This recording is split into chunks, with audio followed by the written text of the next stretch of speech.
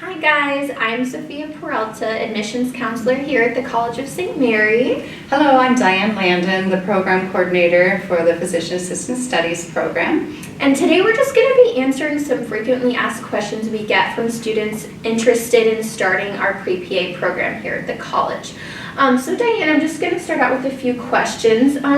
So how does this pre-PA program work and what is so unique about it? Okay, well we have what we call the 3+2 program here at College of St. Mary. Mm-hmm. Typically, PA education takes anywhere from 6 to 7 years. They usually have to get a bachelor's degree, which can take 4 years, and then go to a PA program that would be 2 to 2.5 years or 3 years long.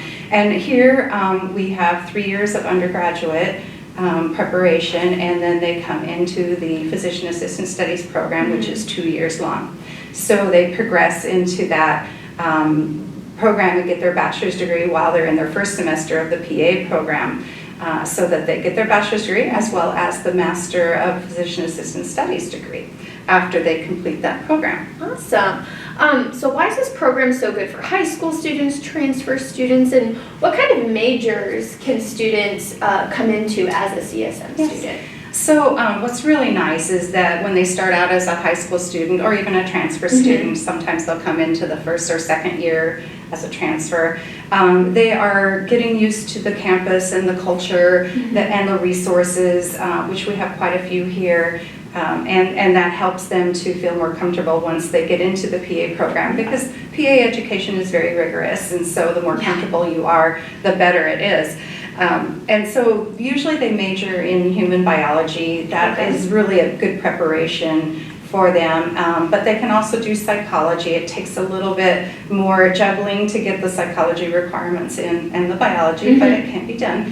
And then if they transfer in with quite a few hours, then we do have the general studies major.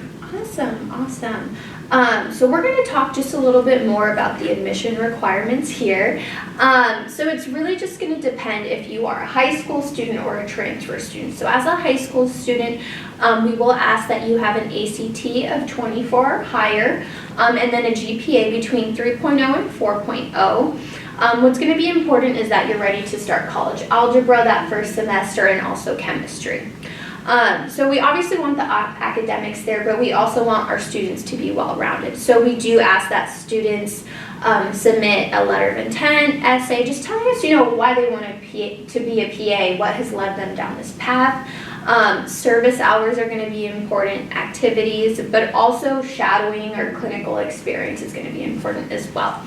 On top of that, we will ask for 3 references, and these can be professors, teachers, just people who can speak very well to your personality, work ethic, that kind of thing.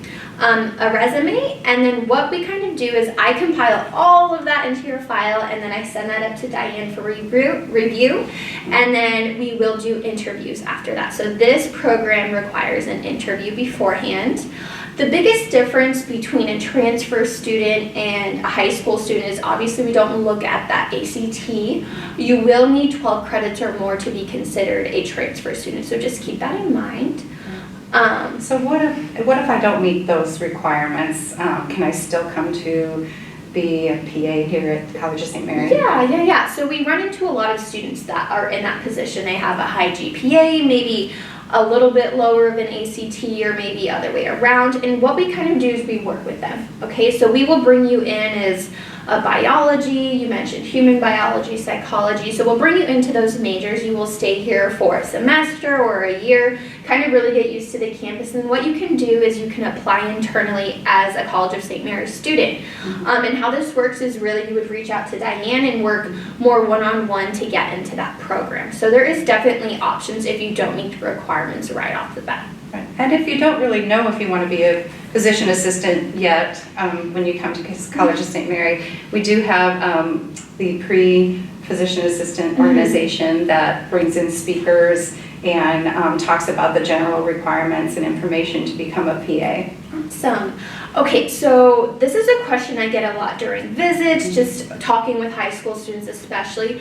What is the biggest difference between a PA and then an actual physician, if you could explain That's that? a very good question. So the PA is educated more as a mid-level provider, so it doesn't take as long. The physician takes a lot longer. Usually, so as I said, the PA is anywhere with our program 5 years to 6 or 7 years, and a physician can take anywhere from 8 to 12. Wow. Maybe even longer depending on the specialization. But what they're doing is they are getting their education into more specific areas of medicine, whereas the physician assistant is educated more broad and more generalist in their education, and then in their training they can actually, so the physician goes into that specific area. They actually practice in that area for the rest of their time unless they go back to a new residency, whereas a PA can actually practice and change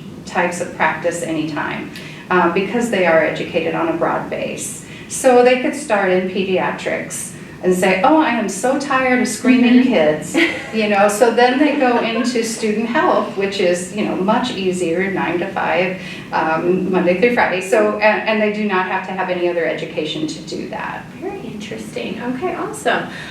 So another just frequently asked question is, where can I get a job after I get this degree? Obviously. Yeah, that is a really flexible thing about the PA profession, and what a lot of people say going into the PA profession like about it is the flexibility. So they can practice in any area of medicine that's out there, and change area of practice if they wish. Any type of setting, clinic, hospital. We even have PAs in the White House with their health care.